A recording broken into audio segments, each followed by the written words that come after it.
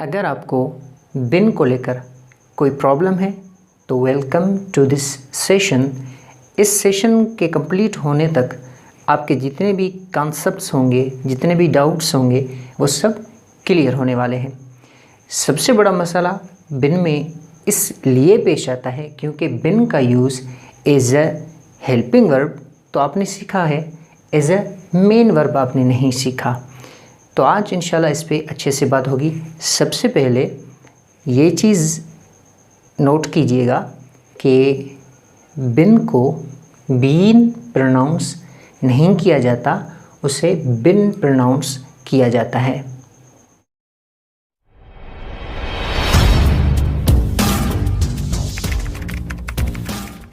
अस्सलामु अलैकुम रहमतुल्लाह। आम आजिज़ अज़ान अली ख़ान। आज बिन पे बात होने लगी है। तो बिन का यूज़ किस तरह करते हैं, सबसे पहले तो हम इस चार्ट को समझेंगे। वर्ब टू बी एक इन्फिनिटिव वर्ब है। बी वर्ब की फर्स्ट फॉर्म है और वर्ब की फर्स्ट फॉर्म के साथ हम टू लगाते हैं तो वो इन्फिनिटिव वर्ब बन जाती है। टू बी के फॉर्म्स हैं, चूँकि वो एक वर्ब है तो दूसरे वर्ब्स की तरह उसके भी फॉर्म्स हैं। हमने कितने वर्ब्स के फॉर्म्स पढ़े हैं, जिस तरह प्ले है, सेकंड फॉर्म प्लेड है, थर्ड फॉर्म प्लेड है और आईएनजी फॉर्म जो फोर्थ फॉर्म है वो प्लेइंग है। ईट उसकी थर्ड फॉर्म एट और second form ate, third form eaten और आईएनजी फॉर्म ईटिंग है। Go second form went, third form gone और आईएनजी फॉर्म गोइंग है।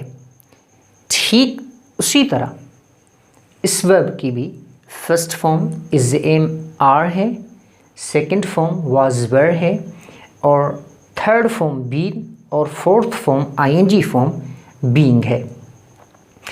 इज एम आर इज और एम जहाँ पर लगता है प्रेजेंट में, वहाँ पर पास्ट में वाज लगता है।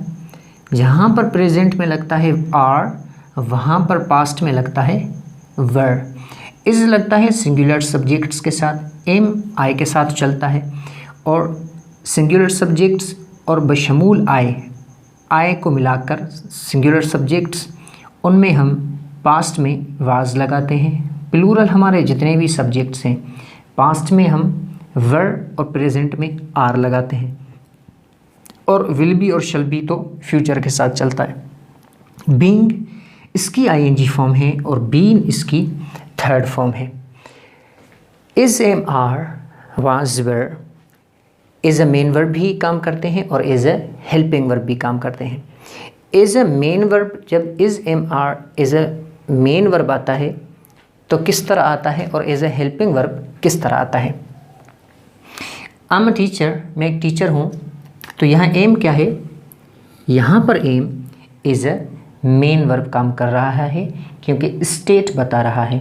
ये चीज़ मैं पिछले लेसन्स मेरे लेसन्स में पढ़ा रहा हूँ। अगर आप शुरू से लेकर मेरे साथ जुड़े हुए हैं तो आप इस चीज़ को अच्छे से समझ सकते हैं। अगर आप नए हैं तो मेरे पिछले लेसन्स ज़रूर देखिएगा। तो आई एम अ टीचर, मैं टीचर हूँ, तो यहाँ एम मेन वर्ब है, ठीक है, स्टेट बता रही है, इसमें किसी भी किस्म का कोई एक्शन नहीं हो रहा। There's no action at all. I am teaching, मैं पढ़ा रहा हूँ, यहाँ एम हेल्पिंग वर्ब है और टीचिंग क्या है, मेन वर्ब है। तो हमने यहाँ पर एम का use as a main verb देखा और यहाँ उसका use as a helping verb देखा। उसी तरह been third form of the verb है और इसका भी एक मेन रोल होता है और एक हेल्पिंग रोल होता है।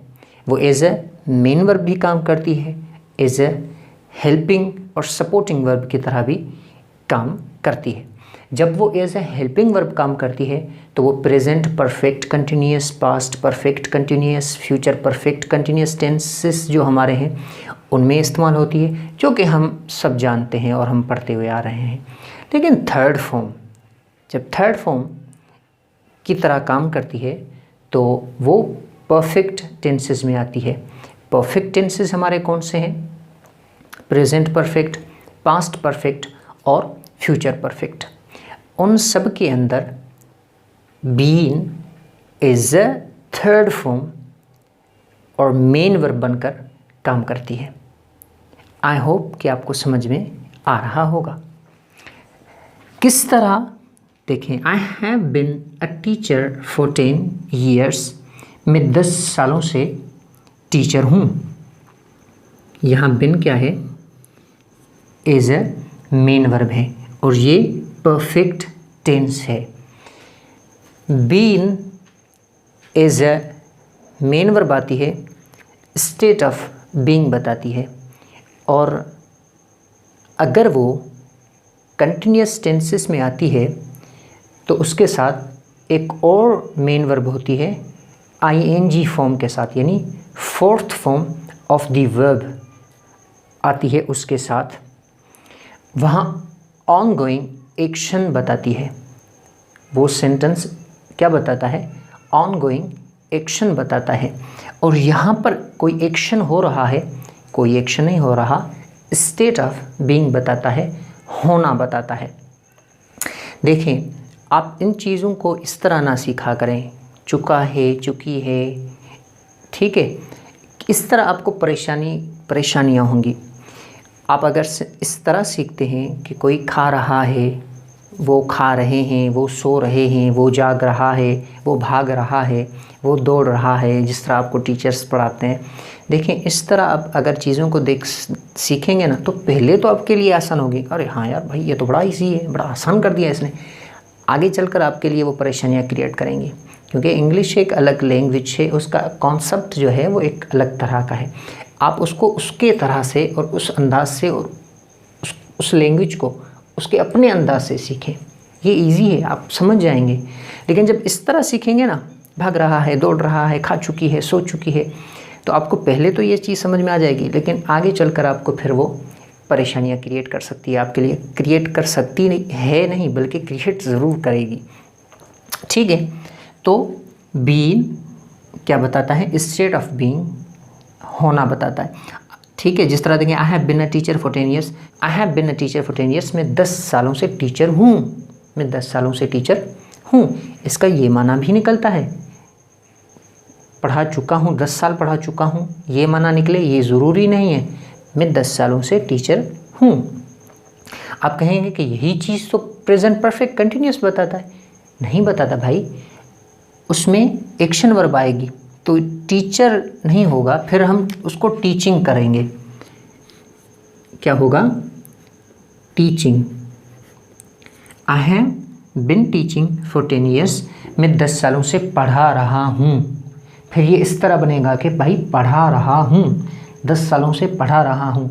ऑनगोइंग एक्शन बताएगा, मैं 10 सालों से पढ़ा रहा हूँ, मैं 2 सालों से काम कर रहा हूँ। ठीक है, इस तरह।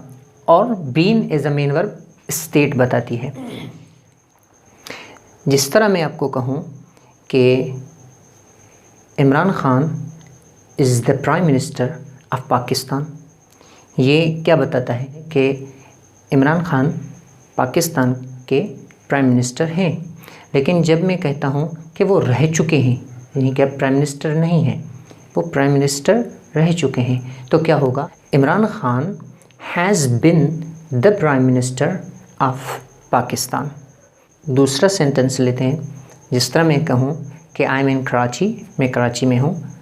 ठीक है, ये क्या बताता है? यहाँ पर am as a main verb काम कर रही है। और जब मैं प्रेजेंट परफेक्ट बनाऊँगा तो मैं प्रेजेंट परफेक्ट का सेंटेंस बनाता हूँ कि भाई मैं 2 सालों से कराची में हूँ। तो किस तरह बनेगा? I have been in Karachi for 2 years. फिर से सुनिए, I have been in Karachi for 2 years, मैं 2 सालों से कराची में हूँ। मैं कहूँ कि मैं 2 सालों से कराची में रहता चला आ रहा हूँ या रह रहा हूँ। ठीक है, अब ये ऑन गोइंग एक्शन बता रहा है, तो होगा I have been living in Karachi for 2 years। अब ये परफेक्ट कंटिन्यूस का सेंटेंस बन गया।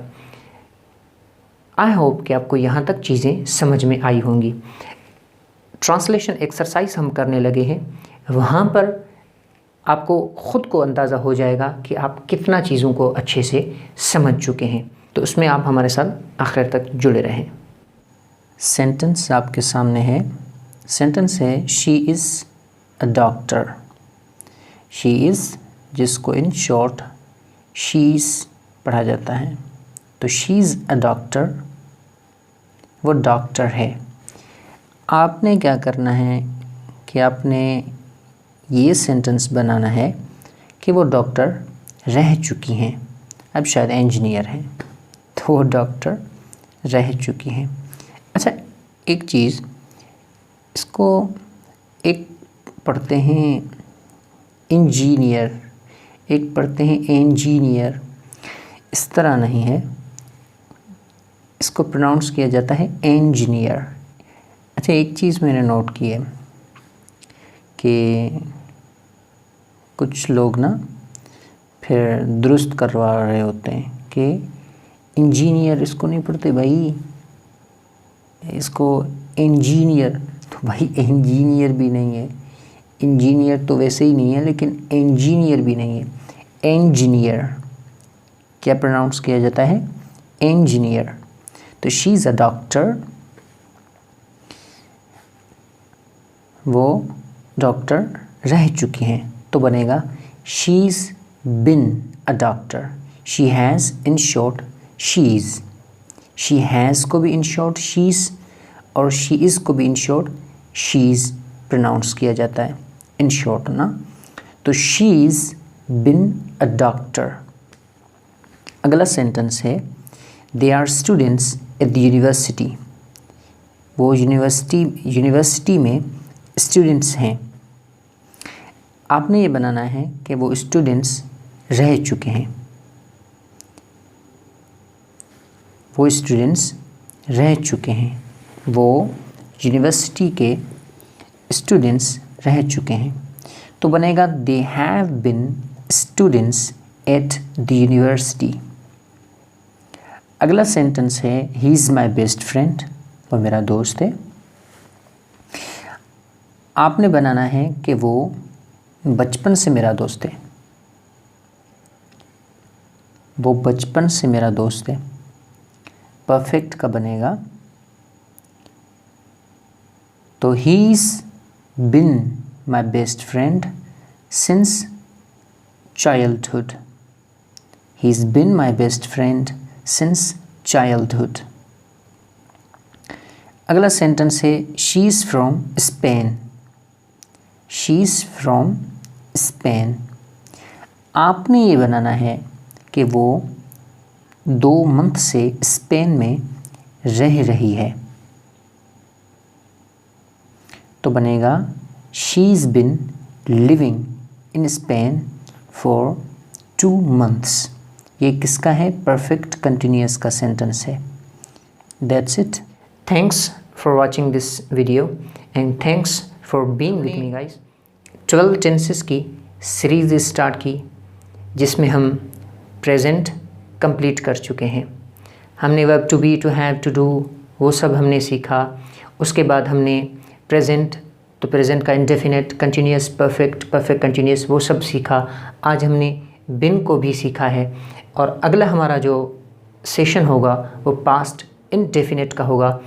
यूँ 1 by 1 हम 12 टेंसेस की सीरीज़ कंप्लीट करेंगे। उसके बाद जो पार्ट्स ऑफ स्पीच हैं वो पढ़ने लगेंगे और हर पार्ट पर, यानी नाउन, फिर नाउन के टाइप्स, फिर नाउन किस तरह काम करता है, उसके फंक्शन क्या हैं, जो इम्पोर्टेंट चीज़ होती है। हर जो लेसन आप पढ़ते हैं और जो भी टॉपिक आप पढ़ते हैं, जिस तरह नाउन हो गया, प्रोनाउन हो गया, तो उसका फंक्शन इम्पोर्टेंट होता है। तो हम फंक्शन सीखेंगे पार्ट्स ऑफ स्पीच के, फिर उसके जितने भी टाइप्स हैं, जितने भी उनके टाइप्स हैं वो सब हम सीखेंगे और पूरा डिटेल के साथ हम बात करेंगे, क्योंकि उसी से इंग्लिश बनती है। वो एक बेस होता है इंग्लिश का। तो आप हमारे साथ अभी से जुड़ जाएं और इस लर्निंग के सफ़र में आप हमारे साथ चलें और इंशाल्लाह हम पार्ट्स ऑफ स्पीच कंप्लीट करेंगे। फिर हम आगे मॉडल्स हैं और पैसिव वॉइस हैं, सब कुछ इंग्लिश में हम कवर करेंगे इंशाल्लाह। थैंक्स अगेन, मिलते हैं अगले वीडियो में, तब तक के लिए अल्लाह हाफ़िज़, अस्सलामु अलैकुम।